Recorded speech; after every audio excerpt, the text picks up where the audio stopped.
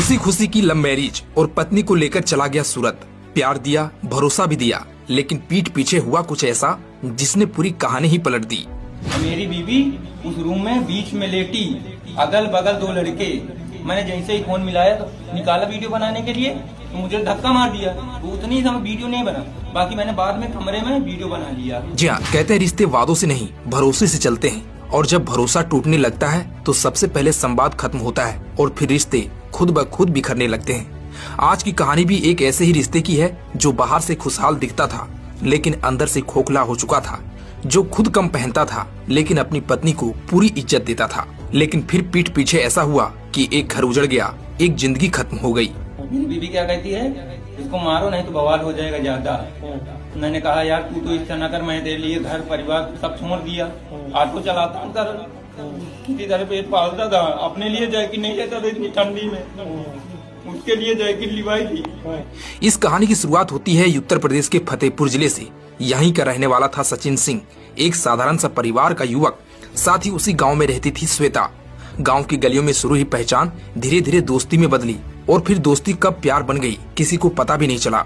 सालों तक दोनों ने एक दूसरे का साथ दिया, लेकिन जब इस रिश्ते की बात घर वालों तक पहुंची तो कहानी बदलने लगी। सचिन और श्वेता के रिश्ते को परिवार से मंजूरी नहीं मिली। परिवार वालों ने समझाया, डांटा, यहाँ तक कि अलग करने की कोशिश भी की, लेकिन जब प्यार सच्चा लगे तो इंसान को बाकी सब बेईमानी लगने लगती है। जिसके बाद सचिन और श्वेता ने तय कर लिया कि अब वह फैसला खुद ही करेंगे, और करीब 4 महीने पहले दोनों ने किसी का परवाह किए बिना शादी कर ली। सचिन को लगा कि अब सब कुछ ठीक हो जाएगा। शादी के बाद सचिन अपनी पत्नी श्वेता को लेकर कानपुर आ गया। इलाके के एक इंजीनियरिंग कॉलेज के पास दोनों ने किराए का कमरा ले लिया। सचिन दिन भर ऑटो चलाकर मेहनत से पैसे कमाता। वह चाहता था कि श्वेता को किसी भी चीज की कमी ना हो, लेकिन कहते हैं ना, शक कभी दरवाजा खटखटा कर नहीं आता, वो चुपचाप मन में घर बना लेता है। कुछ दिनों से सचिन को अजीब सा महसूस होने लगा था। श्वेता का व्यवहार बदला बदला सा लगने लगा। फोन पर ज्यादा समय, बार बार बाहर जाना और कॉलेज के आसपास ज्यादा घूमना। सचिन ने पहले खुद को समझाया, लेकिन मन मानने को तैयार नहीं था। जिसके बाद सचिन ने तय किया कि आज सच सामने आकर रहेगा। और फिर एक दिन उसने श्वेता से कहा कि आज काम ज्यादा है, देर रात तक लौटूंगा।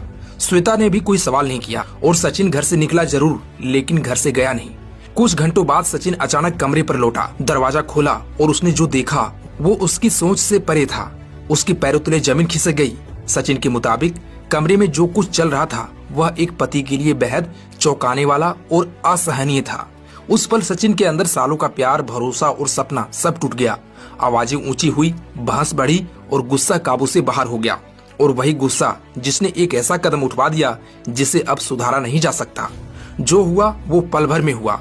होश आने पर सचिन के सामने सब कुछ खत्म हो चुका था, लेकिन वह भागा नहीं। सचिन सीधे पहुंचा पुलिस थाने और उसने पुलिस के सामने बस इतना कहा, साहब मुझसे बहुत बड़ी गलती हो गई। पुलिस भी एक पल के लिए सन्न रह गई।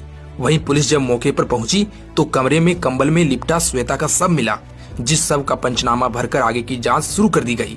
सचिन इस समय पुलिस की हिरासत में है, लेकिन यह कहानी किसी एक की नहीं है। यह कहानी है शक की और गुस्से की। अगर वक्त रहते बात हो जाती, अगर गुस्से पर काबू होता, तो शायद आज 2 जिंदगी बर्बाद ना होती। वैसे आप इस पर क्या कहना चाहेंगे? कमेंट बॉक्स में जरूर बताएं।